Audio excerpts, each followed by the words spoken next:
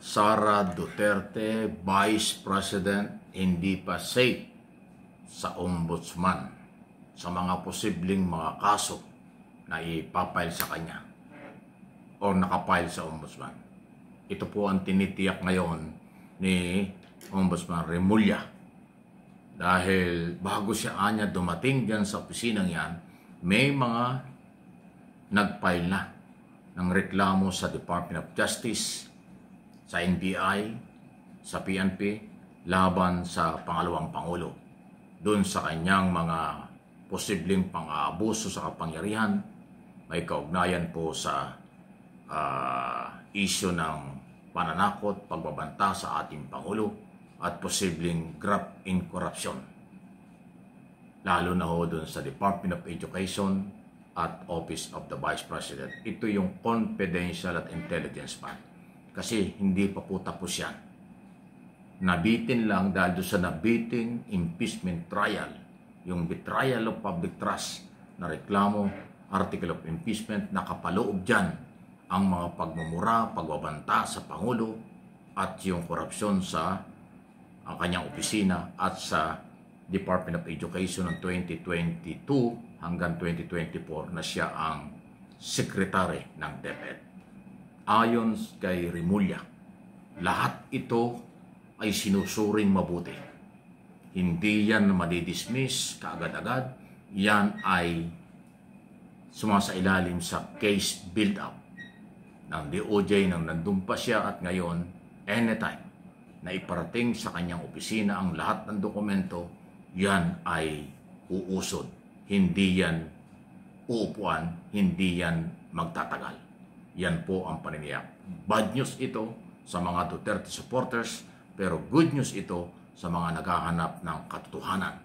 Kung hindi nakita ng taong bayan ang katotohanan sa mga posibleng paglabag sa batas o pang-aabuso ng pangalawang Pangulo, dahil nga sa nabitin, walang nangyari sa impeachment, article of impeachment, pero sa husgado, papunta dyan.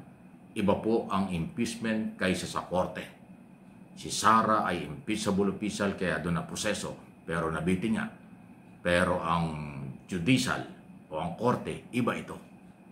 Ang ombudsman po ang pagdadaanan ng lahat ng reklamong ito. At ayon kay Boying Remulla, gagawin nila ito. Hindi ito mababaliwala. Itutuloy ang mga posibleng kaso kung ano man hindi pa sinabi kasi under evaluation, under case build-up ang sitwasyon.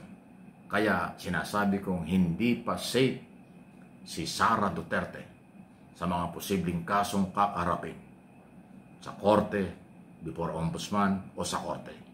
Anong inyong masasabi niya? Okay? Samantala,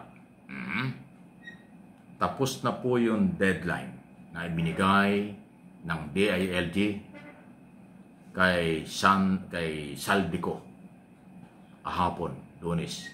Doon po natapos. Kasi ang sinabi ng DILG nung last week, after ibigay, i-issue yung warrant of arrest, dapat hanggang Monday kahapon, nag-surrender na. Pero hindi. So, ibig sabihin, tuloy na ang paghahanap.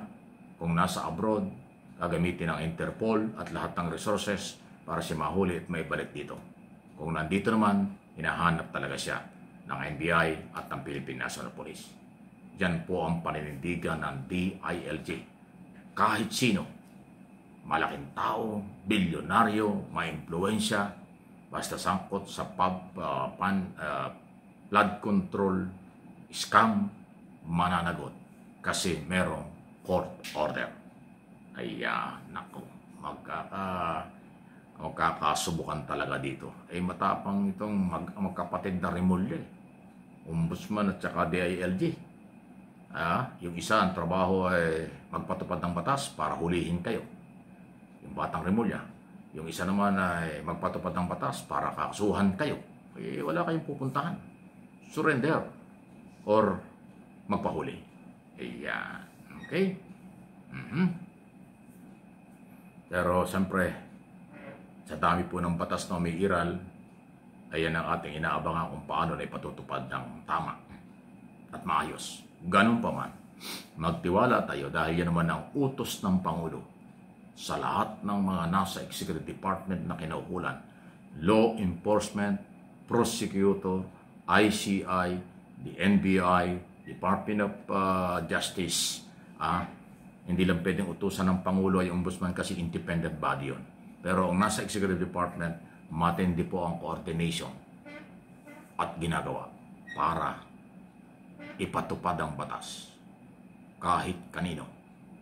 Ulit-ulit na sinasabi ng Pangulo, kahit pinsan niya, kahit kamag-anak niya, kahit nakapartido, pag may ebidensya at may sabit, pananagutin, mananagot.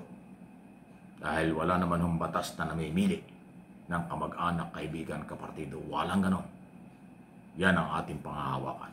At tama lang yan kasi wala namang dapat pang isipin ng Pangulo tungkol sa isyu ng politika dahil elected siya at presidente siya hanggang 2028. Nakatapos ng kanyang term sa 2028, pwede na siya magretiro. Tapos na yung kanyang pagiging Pangulo. So, talagang kailangan niyang patupad ang batas para may maiiwang legacy. At ito yung legacy.